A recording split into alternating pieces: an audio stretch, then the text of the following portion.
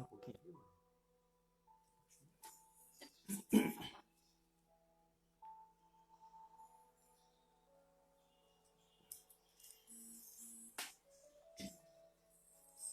Boa noite, meus amigos, boa noite, meus irmãos. Nós estamos iniciando a nossa transmissão. 2, 3 minutos antes para o pessoal ir conectando. E o pessoal que está conectado aí, se quiser dar um alô para nós aí, se o som tá bom, tá? Daqui a pouco nós estamos iniciando.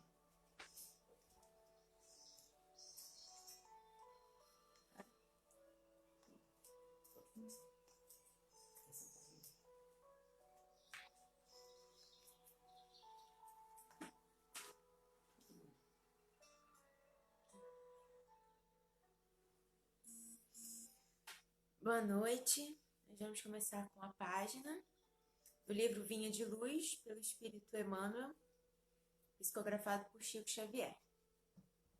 Item 110, Caridade Essencial. E a caridade é esta, que andemos segundo os seus mandamentos. Este é o mandamento, como já desde o princípio ouvistes, que andeis nele. Está em segundo João, capítulo 6. Em todos os lugares e situações da vida, a caridade será sempre a fonte divina das bênçãos do Senhor. Quem dá o pão ao faminto e água ao sedento, remédio ao enfermo e luz ao ignorante, está colaborando na edificação do reino divino, em qualquer setor da existência ou da fé religiosa que for chamada. A voz compassiva e fraternal que ilumina o espírito é irmã das mãos que alimentam o corpo. Assistência, medicação, ensinamento constituem modalidades santas da caridade generosa, que executa os programas do bem. São vestiduras diferentes de uma virtude única. Conjugam-se e completam-se num todo nobre e digno. Ninguém pode assistir a outrem com eficiência se não procurou a edificação de si mesmo. Ninguém medicará com proveito se não adquiriu o espírito de boa vontade para com os que necessitam. E ninguém ensinará com segurança se não possui a seu favor os atos de amor ao próximo, no que se refira à compreensão e ao auxílio fraternais. Em razão disto, as menores manifestações de caridade, nascidas da sincera disposição de servir com Jesus, são atividades sagradas indiscutíveis.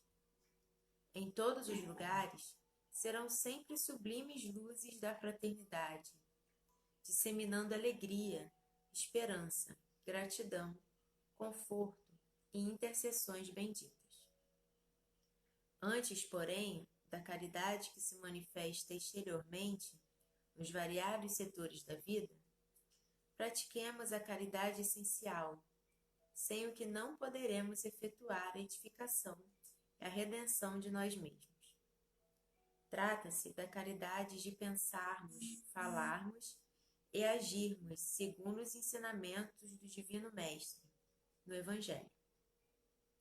É a caridade de vivermos verdadeiramente nele, para que ele viva em nós.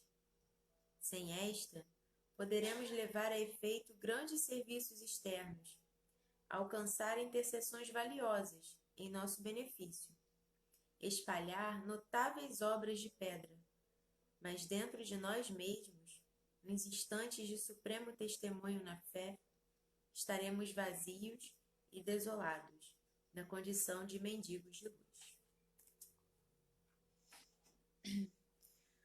Vamos então fechar nossos olhos, acalmando nossos pensamentos e corações, sintonizando nossas vibrações com a espiritualidade amiga que já se encontra presente nos nossos lares, unindo nossos pensamentos em um elo de luz e de amor. Senhor Deus, queremos agradecer por essa oportunidade, mais uma vez, de estarmos estudando um pouco mais sobre os ensinos que Jesus deixou para nós, que a espiritualidade trouxe para nós. Agradecemos, Senhor, pela dádiva da vida, da reencarnação, que é uma oportunidade de colocarmos em prática esses ensinos, de evoluirmos, Senhor. Que nesse momento os nossos lares possam receber um banho de luz, que nossos familiares, amigos, vizinhos possam também ser beneficiados com essas bênçãos de luz e de amor. Que possamos, Senhor, ter forças para passar por esse momento difícil que estamos, porém, um momento de muita reflexão, de muitos desafios e de oportunidades, Senhor. Se mantenha conosco hoje e sempre, graças a Deus.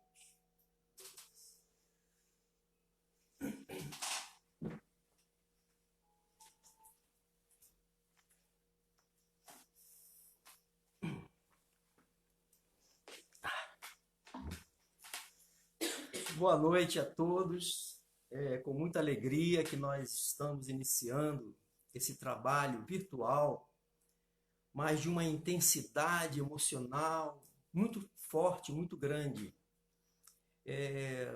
Eu queria deixar um abraço aqui desde já a todos que estão nos acompanhando agora, particularmente a companheira Rosângela, lá da cidade de Santa Maria Madalena, uma cidade tão querida, e em razão do que estamos passando, nós vamos estar impedidos de estar com os nossos irmãos, mas vamos estar virtualmente. Então, nosso abraço aos nossos irmãos lá de Madalena. E a todos, né, da nossa comunidade, da nossa região. E, particularmente, agradecer à CEF, aos companheiros que dirigem esta casa e que nos deram esta oportunidade de nós estarmos aqui, na noite de hoje, conversando sobre um tema particularmente especial neste período de tanta dificuldade que a humanidade passa e que estamos, né, descobrindo meios, fórmulas, métodos para dar continuidade às nossas atividades. Então, falar de fé e falar de caridade são temas que precisam estar na pauta em qualquer momento, em todos os momentos da nossa existência.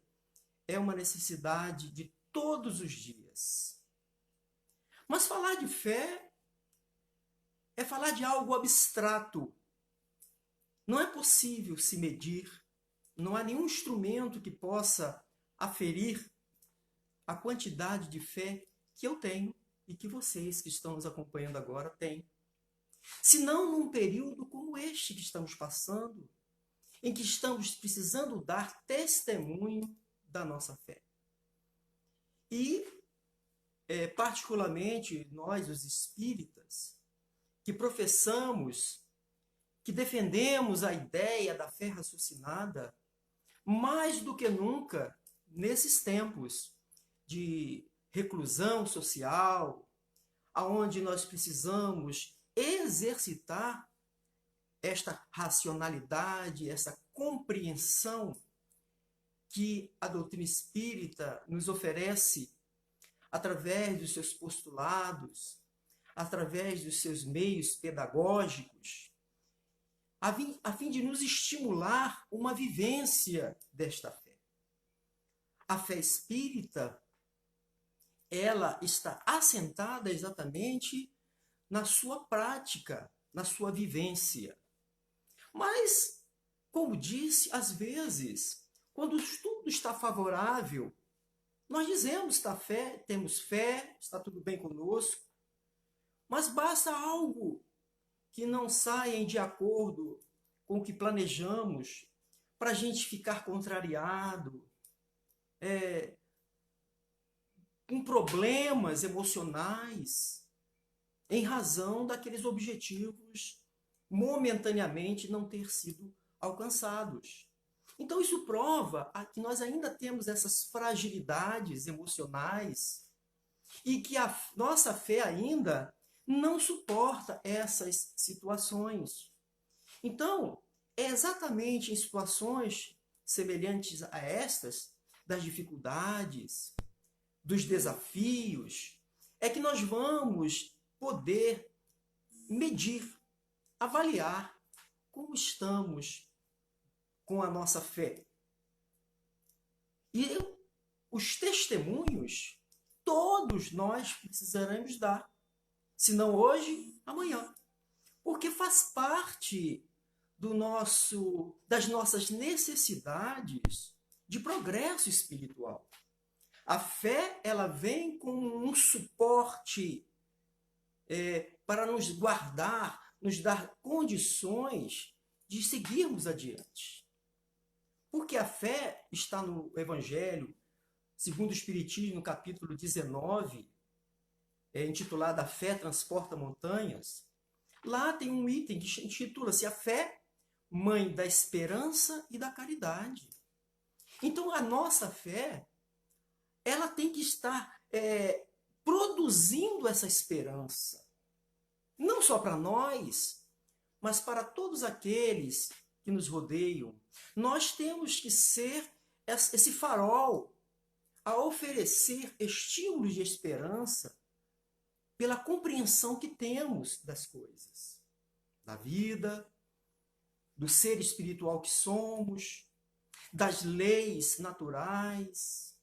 Tudo isso compõe o objeto da nossa fé raciocinada. Mas esta esperança, ela tem que estar necessariamente associada a uma ação, a uma atitude. Porque a esperança ali, ensinada pelos Espíritos, a qual Allan Kardec inseriu nesta obra, o Evangelho segundo o Espiritismo, não é a esperança de esperar, é a esperança de esperançar. É aquela esperança que trabalha, que persegue, que tem perseverança, que dá continuidade. Se cairmos, levantamos e seguimos adiante, ainda que venhamos a cair novamente, porque isso tudo é um processo. Mas veja, quando falamos de fé, para nós, aos nossos dias, parece que temos muita dificuldade. Mas isso não é de hoje. Se nós considerarmos aqueles que conviveram com Jesus, que estiveram ombreados com o nosso mestre querido, aos dias que o nosso mestre passou por aqui, aqueles discípulos também tiveram grandes dificuldades. No momento de maior testemunho de Jesus, no Gólgota, pregado lá no madeiro infamante, quem é que estava ao seu lado naquela hora? Pelo menos presencialmente. As Marias, né? E somente um dos seus discípulos, o mais jovem, João. Os seus biógrafos dizem que ele teria entre 16 e 18 anos. Muito jovem. E foi o único que esteve com Jesus naquela hora mais grave do testemunho do Cristo. Onde estavam os demais? Nós lembramos, costumeiramente, de Judas, que traiu Jesus. Hoje nós sabemos, segundo informações espirituais, que a intenção de Judas não era exatamente o que se deu, era outro. Ele imaginava que Jesus ia dar a volta por cima, mas enfim. Mas nós gostamos de lembrar, e até os nossos dias, há uma religião que pratica, né? Malhar o Judas. Até hoje, muitos de nós malhamos Judas. Castigamos Judas, não é isso? Quando que Jesus o perdoou praticamente imediatamente, né? Jesus sabia do coração de Judas, das suas intenções, que não eram aquelas. Mas também lembramos de Pedro, que apesar de Jesus ter dito que ele o negaria 3 vezes antes que o galo cantasse, ele assim fez. Ainda que tivesse sido avisado, ele, por temer por sua própria vida, ele negou Jesus. Mas essa negação não o impediu de dar a volta por cima e ser o grande pilar do colégio apostólico. Pedro foi o grande pilar. Pedro quer dizer pedra, rocha. Então Jesus quis dizer que erguesse sobre esta rocha a sua igreja. Não a coisa física, não. Igrejas são pessoas. Igreja quer dizer assembleia, reunião de pessoas. Nós dizemos do templo e chamamos do templo de igreja, mas na verdade igrejas são as pessoas. A nossa comunidade, quando estamos reunidos numa casa espírita, estamos reunidos em igreja, dentro desta concepção real da semântica do vocábulo. Mas e os demais? Onde é que estavam?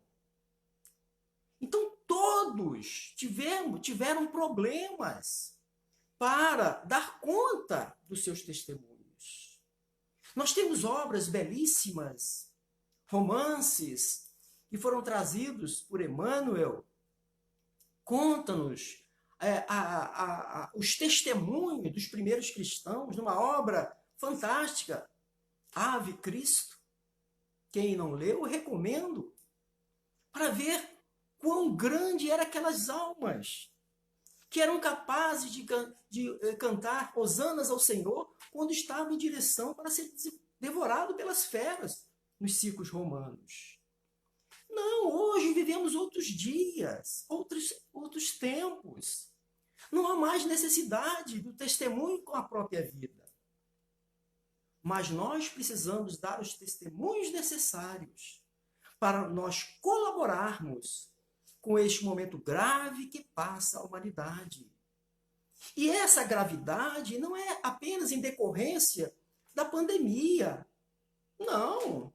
A pandemia está dentro de um contexto maior de problemas que nós temos que dar conta.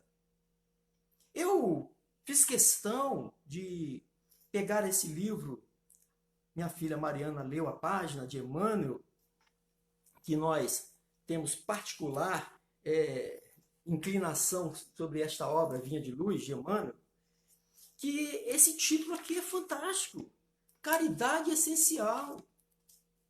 Porque esta fé que nós estamos aqui nos reportando sobre a ótica espírita, esta fé, ela precisa ser fundamentada no entendimento, mas expressadas em ação. Quando Jesus nos convida a fazei brilhar a vossa luz, palavra de mestre. Quer dizer, para que a gente possa iluminar outro, nós precisamos nos iluminar primeiro. É a caridade essencial que Emmanuel fala aqui, que antes de nós praticarmos a caridade material, a caridade moral com outros, a caridade essencial primeiro é conosco mesmo. É a gente procurar fazer o que ele disse aqui, ó, se manifestada na vivência daquilo que temos aprendido, nos ensinamentos de Jesus que estão expressados no Evangelho, ou nos os evangelhos, que são 4, os canônicos que compõem a Bíblia, mas que foram extraídas as passagens de lá, escolhidas a dedo por Allan Kardec pelos Espíritos, para compor o Evangelho segundo o Espiritismo, para tratar tão somente da questão moral. Então, a primeira caridade que precisamos fazer é a caridade conosco mesmo, de nos esforçarmos em vencer as nossas más inclinações. Mas esta fé, ela está lá no capítulo, como eu disse, 19 do Evangelho segundo o Espiritismo, e dentre as memoráveis frases de Allan Kardec, das afirmações que ele trouxe como contribuição à obra, ao Pentateuco Espírita, ele vai dizer que a fé inabalável somente é aquela que enfrenta a razão em qualquer época da humanidade. Nunca tivemos que provar essa fé inabalável como nos tempos de hoje. Volto a dizer, não é apenas pela questão da pandemia, pela violência, pela insensatez que estamos vendo, pela intolerância religiosa, pela intolerância política, pelas perseguições aos nossos irmãos homossexuais, pela perseguição aos nossos irmãos religiosos de origem afrodescendente, e até mesmo nós sofremos essa perseguição por essa violência, por falta de oportunidade numa sociedade egoísta, seletiva, exclusiva. Então, tudo isso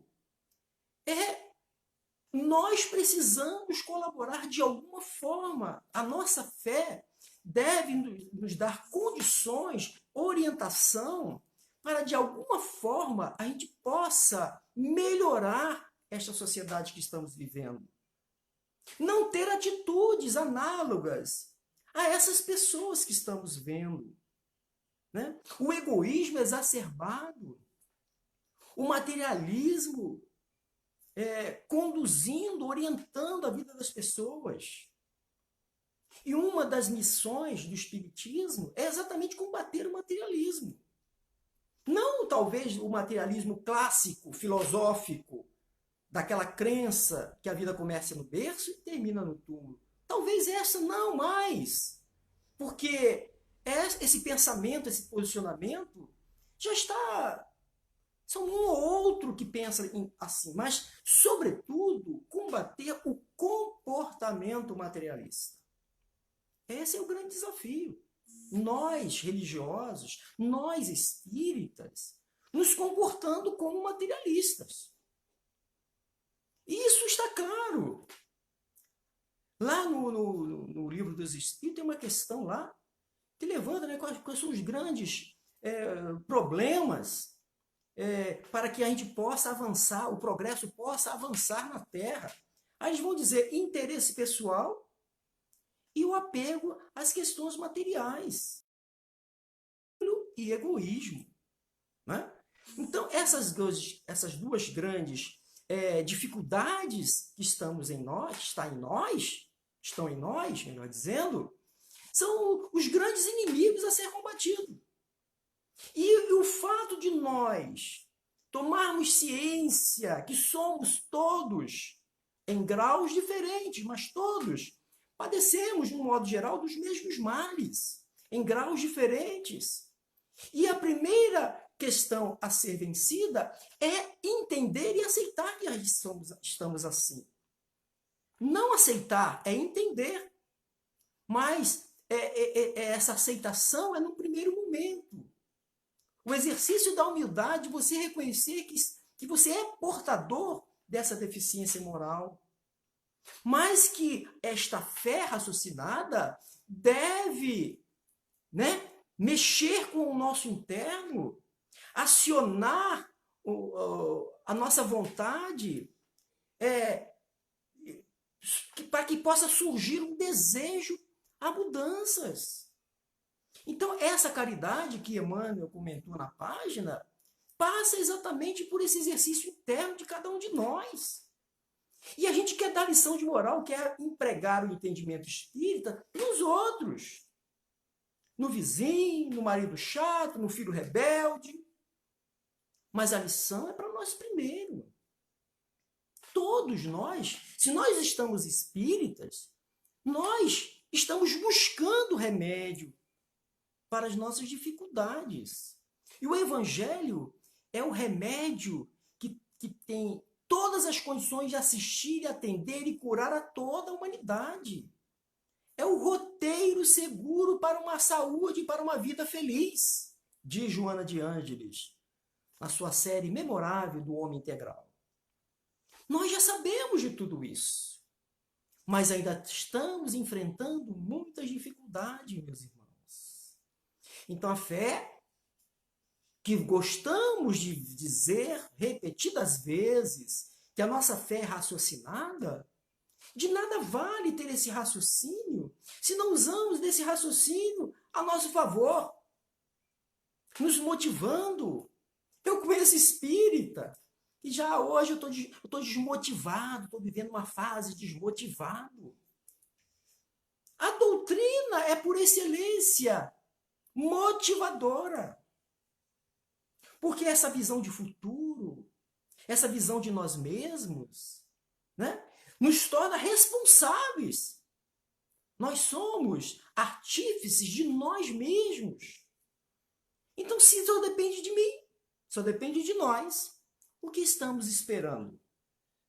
Então, a doutrina espírita veio para fazer uma diferença, sem nenhum demérito às demais religiões, que tiveram o seu tempo, estão tendo ainda o seu tempo, mas a doutrina veio para trazer novas colaborações, lançando luz ao Evangelho, trazendo as interpretações mais apropriadas àquilo que Jesus deixou para a posteridade. Que foi mal interpretadas essas passagens, foi difundida de forma equivocada, sofreu modificações intencionais. Todos nós que estudamos minimamente a historicidade do cristianismo, nós vamos ver que isso se deu em diversos momentos. E para que então Deus permite que através de Jesus nós recebamos essa joia preciosa que é a doutrina espírita? Nós ainda não nos demos conta da grandeza do espiritismo, do que é estar sobre, o envolvimento desse movimento espírita, de estar numa casa espírita estudando. Por que estamos estudando? Com qual fim? Para sermos intelectos do espiritismo? De sermos capazes de guardar as 1019 questões do Livro dos Espíritos? Claro, isso tudo é muito bom e necessário, mas o espiritismo não pode ficar apenas no nosso campo mental. Esta fé, ela precisa receber um tempero do nosso sentimento, estímulo do nosso sentimento.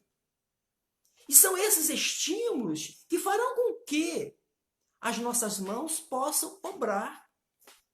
Eu sempre gosto de lembrar de Madre Teresa de Calcutá, que diz, numa das suas frases memoráveis, que mãos que trabalham são mais santas do que bocas que apenas oram. A oração é um instrumento, meus irmãos. É o primeiro apoio que todo cristão deve buscar na hora da incerteza, da tristeza, do sentimento de angústia. Mas também devemos buscar a mesma oração no momento que estamos bem, com saúde, empregados, família boa, agradecermos. Está lá também no Evangelho, um dos últimos capítulos desta obra, né? A que se propõe a prece. Pedir, louvar, pedir e agradecer. E a gente, a mais das vezes, pede muito mais do que agradece. Então, tudo isso forma o escopo da nossa fé. Então, a nossa fé, além de ser raciocinada, ela tem que ter uma praticidade. Nós temos que dar praticidade a esta fé. E a fé não é só a fé religiosa, porque neste mesmo capítulo 19 do Evangelho, temos lá a fé divina e a fé humana. Nós precisamos fazer a parte que nos compete nesse processo. Porque orar é muito bom, mas se nós ficarmos apenas orando, não vai resolver nossa vida. Porque ação, tem a ação no processo. Então a oração deve nos fortalecer, deve nos inspirar, deve nos motivar para que a gente busque através das nossas atitudes, das nossas ações, do nosso trabalho pessoal, e identificar as possibilidades que todos temos de superar dificuldades, de vencer desafios. Isso é a fé humana. E quando eu acredito neste potencial que todos temos, e nós associamos a fé divina, aí a coisa, né? Podemos fazer grandes coisas, disse Jesus. Se tiveres fé, podereis fazer grandes coisas. Grandes coisas. Às vezes, o que eu faço não nos parece grandes coisas. Não nos parece. Mas para outro, aquilo é fantástico. Então nós não podemos mensurar a grandeza ou a falta dessa grandeza apenas pelos limites dos nossos olhos. Porque cada um tem uma possibilidade, cada um tem a sua condição de contribuir. Pois que Emmanuel, na página inicial, ele fala que quando nós estamos exercendo essa caridade essencial conosco mesmo, vivendo e sentindo Jesus, nós estamos contribuindo com o reino de Deus, com a sua edificação na terra. Pois que na obra espírita, nós temos lá como resposta a um questionamento de Allan Kardec, para que serve a reencarnação dos espíritos, qual é o objetivo? Para que todos nós, foram isso que eles responderam, para que todos nós pudéssemos alcançar a perfeição relativa, mas a perfeição. E que, de pouco em pouco, pudéssemos contribuir com a obra de Deus na Terra. Então, é esse o objetivo. Quando eu me melhoro, quando eu deixo de de falar mal da vida dos outros, de fazer pré-julgamentos, de fazer comentários negativos, eu estou contribuindo com o reino de Deus. Quando eu me ilumino, aqueles que estejam mais próximos de mim receberão as benesses da minha iluminação. Jesus iluminou toda a terra. Se nós conseguirmos iluminar o pequeno facho que ocupamos nesta terra, já está de bom tamanho. Porque, de um modo geral, nós somos pontos obscurecidos na terra. Nós somos, muito às vezes, mais trevas do que luz. Mas a luz está presente. Nós precisamos fazer com que ela possa resplandecer. E essa resplandecência se dará na vivência dos ensinamentos de Jesus. É por isso que Emmanuel diz, essa é a primeira caridade. Porque quantos podem se beneficiar pela nossa melhora íntima? Quantas vezes, ao nos melhorarmos, nós servimos de exemplos para outros? Quantas pessoas me serviu, aí eu digo, experiência pessoal, de pessoas na casa espírita que foram capazes de superar situações dramáticas, dificuldades enormes, que talvez nós, se estivéssemos naquela situação, não daríamos conta. Então, isso é motivo de alegria. Eu falei assim, poxa, fulano conseguiu. Eu também vou conseguir. Então, essa caridade, ela precisa ser exercitada. E outra, quando falamos de caridade, dentro do cenário espírita, nós estamos falando sobre salvação. Aí, o entendimento sobre salvação, de acordo com a ótica espírita, né? Porque fora da caridade não há salvação. É a grande bandeira espírita, né? E a gente gosta de alardear isso. Que bom! Mas mais do que falar, nós temos que dar vivência a essa grande bandeira. Então, conversando com companheiros de outros credos, eles não entendem que a salvação é pela fé, pelas obras, desculpa. Alguns dizem que a salvação é fé. Outros dizem que a salvação é pela igreja. Allan Kardec discute esse assunto no Evangelho segundo o Espiritismo.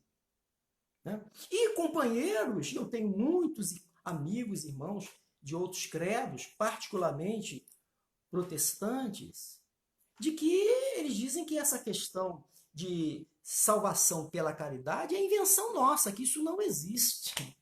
Aí basta que a gente converse 5 minutos, mas conversando num sentido de convergência, de proximidade com aquilo que eles dominam. Por exemplo, o Evangelho. Pois que, conversando bem recentemente com um desses amigos, ele me disse que a salvação é pela fé baseada em Paulo. Baseada em Paulo. Isso está em Efésios capítulo 2, versos 8 e 9. Que ele diz que a salvação vem pela graça através da fé. Isso é uma afirmação de Paulo.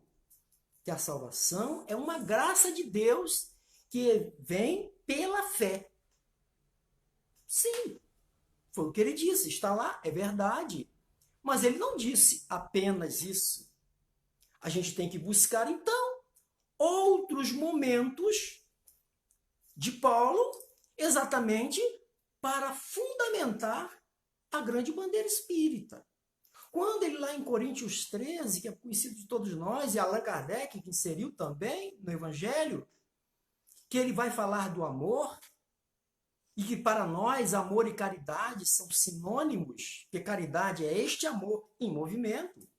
Ele, entre outras coisas, ele dirá que entre a fé, a esperança e o amor, ou a caridade, como queiram, o mais importante é o amor. O mais importante é a caridade. Ele não falou que é a fé. Pois que em Tiago 2, nós vamos encontrar uma afirmação também que vai contradizer esse posicionamento da salvação pela fé. Quando Tiago vai dizer que a fé sem obras é fé morta. Aí ele diz, mostre-me a sua fé, e eu te mostrarei as minhas obras. E pelas minhas obras provarei a minha fé. Veja, está lá, no livro santo, na segunda epístola de Tiago. Bom, se isso não foi suficiente, então vamos para o incontestável Jesus. Ninguém pode contestar Jesus. E Jesus, por diversas vezes, ressaltou a importância da caridade, usando frases que precisam ser entendidas. Por exemplo, amar ao próximo como a ti mesmo. Fazer ao outro o que eu gostaria que o outro vos fizesse. Isso aí está implícito à prática do servir. A prática da caridade. Jesus diz assim, ó, os meus discípulos serão reconhecidos por muito se amarem, por praticarem a caridade entre si. Então, são palavras de Jesus. Em outro momento, Jesus dirá, reconhece-se a árvore pelo fruto. O que fazemos de especial? Perguntou Jesus aos discípulos. Que fazeis a mais que os outros? Pois que os fariseus também amam os seus, ajudam uns aos outros lá. E vós? Perguntou Jesus aos discípulos. Que fazeis mais que os outros? Ou seja, que eles. Então nós estamos aqui exatamente para entender que não há limites para a caridade. A caridade, ela deve ser empregada em todos os momentos possíveis, das diversas formas possíveis. O tempo todo, com todos. Aí está a nossa grande dificuldade, que é esse exercitar contínuo com todos. Mas a gente também não pode imaginar que nós aí íamos sair das trevas para a luz no estalar de dedos. Ainda que tem muito espírita que pense isso, né? Ele entra na casa espírita hoje e daqui a pouco, com 6 meses de casa espírita, ele já está buscando nas costas aquele carocinho que é o olhinho da asa que está crescendo. Ele está querendo virar anjo em 6 meses. Não dá, companheiros. Então, se nós já somos capazes de alguma atitude no bem, nós já estamos iniciando esse processo. Né?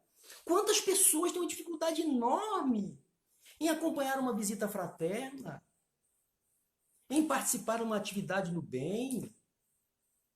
Temos essa dificuldade, mas depois, né? Com o incentivo dos nossos irmãos, né? Aqueles toquezinhos que vamos lá, vai ser legal para você, você vai gostar.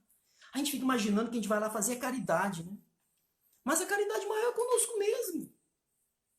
Eu já contei diversas vezes experiências memoráveis que nós tivemos, que marcou a nossa alma, por certo, para a eternidade. Porque são registros que estão grafados em nossas mentes espirituais. Experiências que fizeram toda a diferença para a gente sair de um estado para um outro melhorzinho.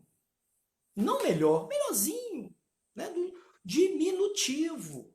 Nós temos essa clareza de que nós não somos mais o que fomos há 10, 20 anos atrás, mas falta muito ainda para a reta final.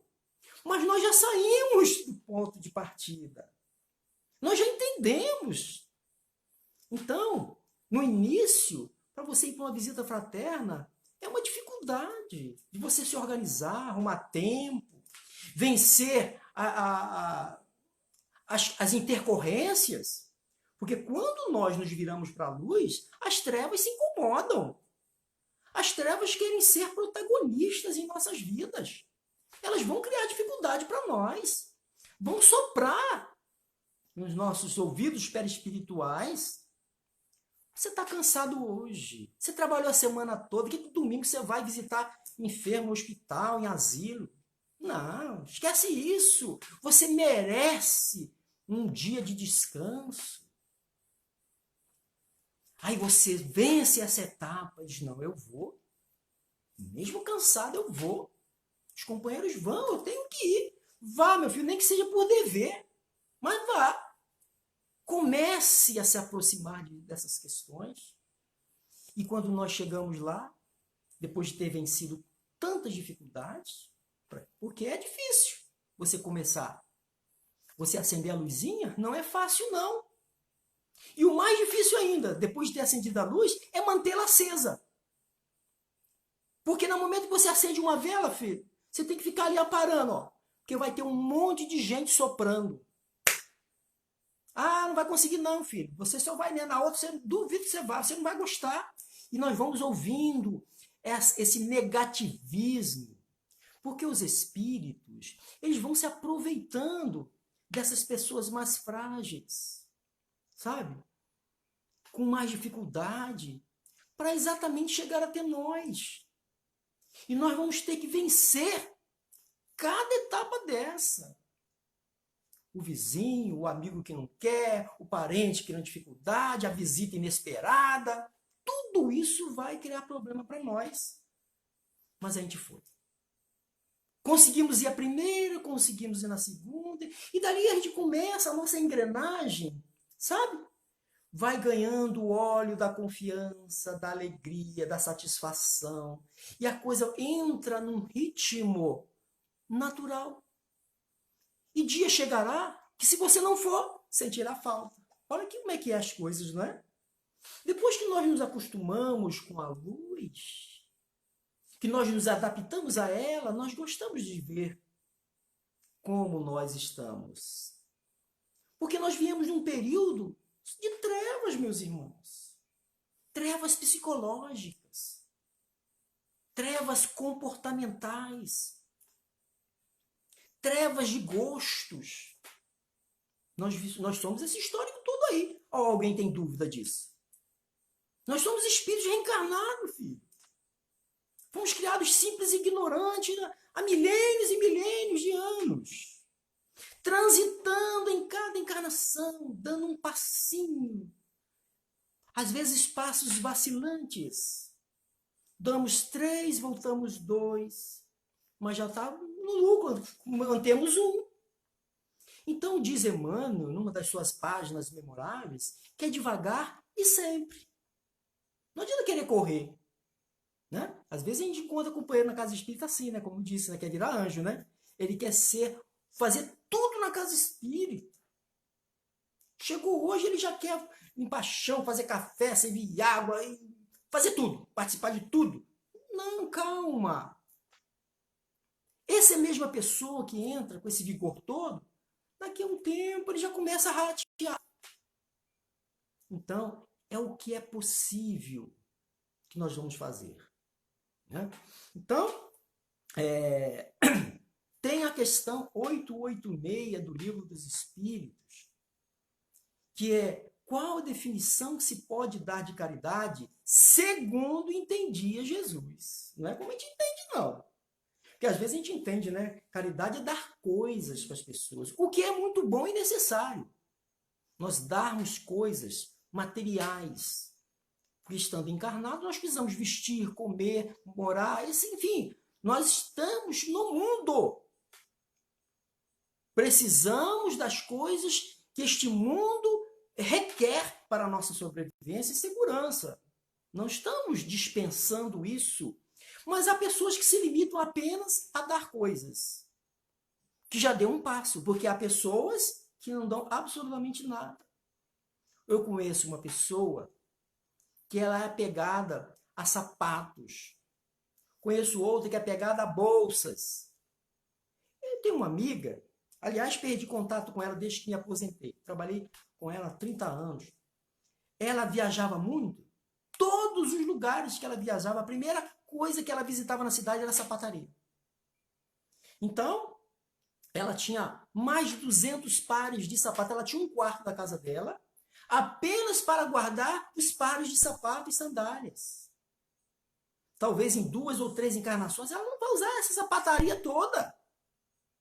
E aí ela passou a conviver conosco em grupos regulares de estudos na empresa. E às vezes ela nos confidenciava a dificuldade que tinha de se desfazer dos seus sapatos. Mas eu espero que, passado tantos anos, que ela tenha conseguido dar um passo nessa direção. Se pegar um par, pelo menos, e dar. Né? A gente abrir o nosso armário e começar por aí.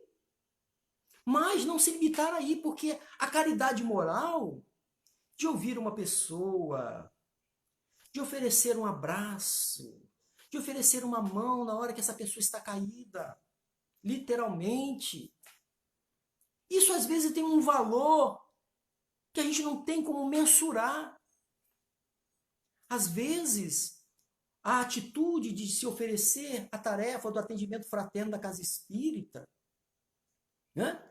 Devia ter filas quilométricas de tarefeiro para fazer essa atividade na casa, que é uma das atividades mais nobres, de maior importância na casa espírita, é o atendimento fraterno. Porque quantas pessoas que buscam a casa exatamente buscando uma orientação, um apoio, um esclarecimento. É verdade que algumas vezes elas querem ouvir de nós o que fazer das suas próprias vidas. Jamais faremos isso. Jamais diremos para alguém o que ela deve fazer de si mesma. Mas nós deveremos oferecer caminhos, soluções possíveis, escolhas positivas para que ela possa se encaminhar numa dessas questões. Então, quantas vezes encontramos pessoas mal preparadas para atender essas pessoas que buscam orientação, esclarecimento, acolhimento na casa espírita. Então, isso é de um alto valor e que nós podemos fazer, independente de ser espírita, independente de estar no centro, em qualquer lugar. Agora, em razão de tudo isso, a bem da verdade já acontecia. A minha mulher é atendente fraterna aqui. Vira e mexe, ela fica meia hora, 40 minutos, uma hora no Zap com alguém atendendo. Porque as pessoas reconhecem nela uma pessoa capaz de ouvi-la, de dar uma palavra de carinho. Então isso é extremamente, isso é caridade com as pessoas, de você ter o tempo para as pessoas. Hoje, com a pandemia, nós estamos tendo mais tempo, né? Mas, de um modo geral, na vida comum, dentro do que estava antes, eu não sei como será depois de passar tudo isso, sinceramente eu não sei, nós não tínhamos tempo para nada.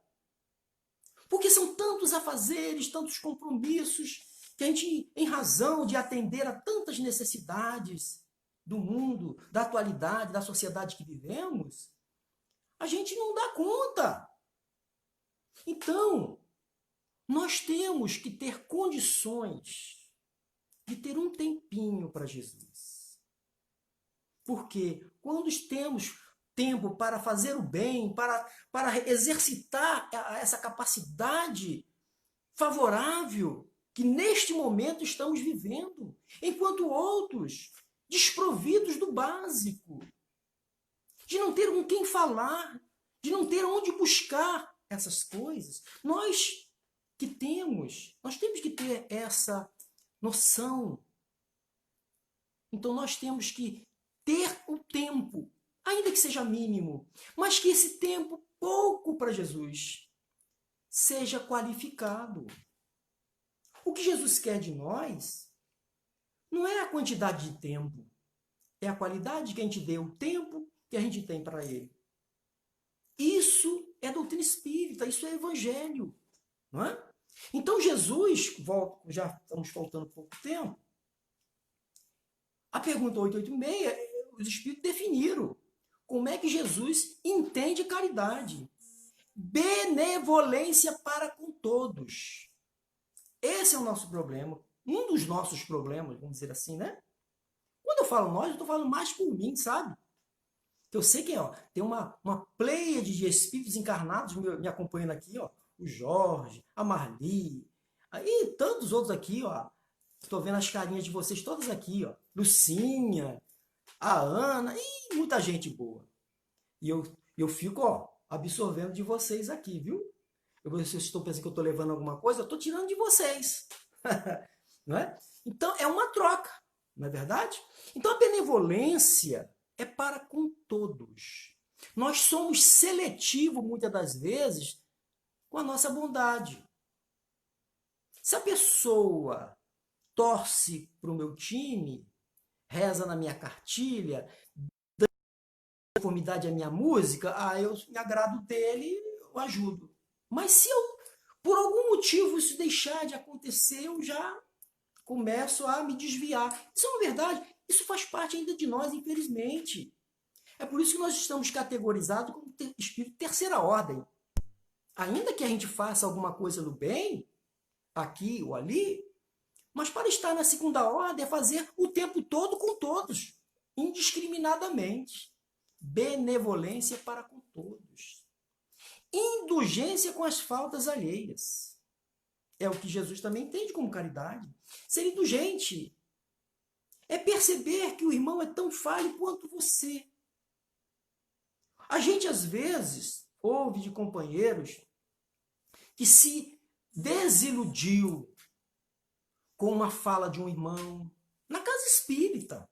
Muito comum acontecer. Que se desiludiu com fulano que jamais podia esperar um tipo de atitude como aquela. Ele só se desiludiu porque ele se iludiu primeiro.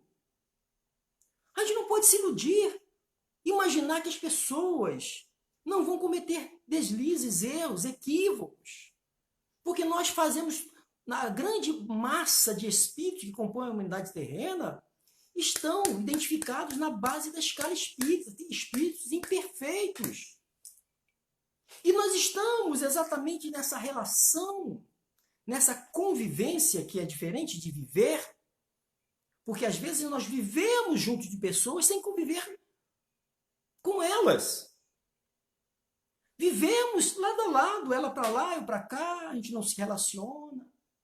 Então, conviver é ter um relacionamento, é ter contato, olho no olho, ainda que discordemos, com respeito.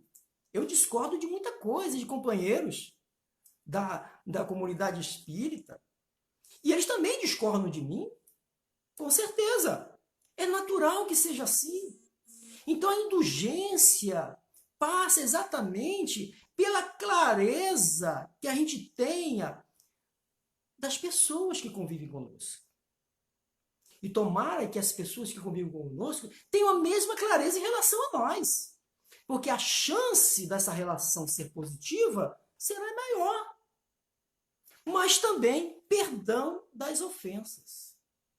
Perdão. O perdão é um capítulo à parte no Evangelho, meus irmãos. Porque nós ainda necessitaremos de exercitar o perdão algumas encarnações. Quantas? Não sei, depende do esforço que a gente invista nisso aí, nessa virtude. Por que há a necessidade do perdão? Porque ainda nos melindramos, ainda nos magoamos. Porque quando nós deixarmos de sentir esse tipo de sentimento inferior, não haverá necessidade de perdoar, porque você não se sentirá ofendido. Agora, para a gente chegar a esse nível, vai passar um tempo ainda, né? Porque nós temos tantas coisas a cuidar em nós, mas que bom que a gente já sabe, que bom que a gente já está no caminho. É isso que nós precisamos tirar de positivo nesta noite. Nós estamos passando por esse período, daqui a pouco nós vamos voltar a uma nova realidade, que, segundo os especialistas, a nova realidade não será a mesma de hoje. Eu não sei a que eles se referem, né? No comportamento, na relação, na preservação, não sei. Eu já ouvi, inclusive, oradores espíritas afirmarem na tribuna de que a humanidade vai ser outra depois dessa pandemia. Eu, sinceramente, gostaria de acreditar nisso. Gostaria. Mas não sei se isso será verdade. Porque bastou que as autoridades afrouxassem um pouquinho apenas essas restrições para a gente ver a tragédia que foi. A gente viu. Então, eu não tenho essa certeza. Vamos orar para que quando a gente retorne devagarzinho, que a gente possa exatamente ter usado desse período para refletir mais, para valorizar as coisas que realmente precisam ser valorizadas, as pessoas. Porque as coisas não podem ser mais importantes que as pessoas. E quantas vezes temos feito isso? Por conta de um projeto, de uma viagem, de algo importante, que seja importante, mas não pode ser mais importante que as pessoas. Meus irmãos, o nosso tempo está chegando. Sinceramente, eu estou muito feliz de ter vocês conosco nesta noite, nos acompanhando, nos inspirando, pensando positivo para que as nossas palavras pudessem fluir. Talvez a gente não tenha dito, aliás, longe disso, dizer tudo que esse tema é necessário dizer. Mas nós falamos muito da nossa vivência, do que a gente percebe e sente na nossa vivência, no dia a dia, observando o comportamento, a indiferença, o individualismo, o sectarismo. Tudo isso demonstra que nós temos muito a fazer. Então, meus amigos, nós agradecemos imensamente a atenção de todos, o carinho, o meu abraço fraterno virtual. Eu não vejo a hora, né, da gente poder realmente se abraçar fisicamente. Só agora a gente está nos dando conta como isso faz falta, né? Mas vamos então, para encerrar, vamos fazer essa prece, a qual convido a todos que possam nos acompanhar. Divino amigo Jesus, companheiro inseparável de todos nós, nesta hora grave de testemunho, Senhor, aqui te rogamos e buscamos o amparo amigo, a força necessária, Senhor, para seguirmos adiante. Mas queremos ainda te pedir, Senhor, use da tua misericórdia para todos esses enfermos, para todas essas famílias alcançadas por esta pandemia, Senhor. Proteja e fortaleça também a todos esses envolvidos neste socorro, a todos esses espíritos que estão se movimentando a favor de nós outros. Abençoe a humanidade, Senhor. Abençoe a todos nós e que assim possa ser, com a graça de Deus. Muita paz, muito obrigado a todos, até uma próxima oportunidade.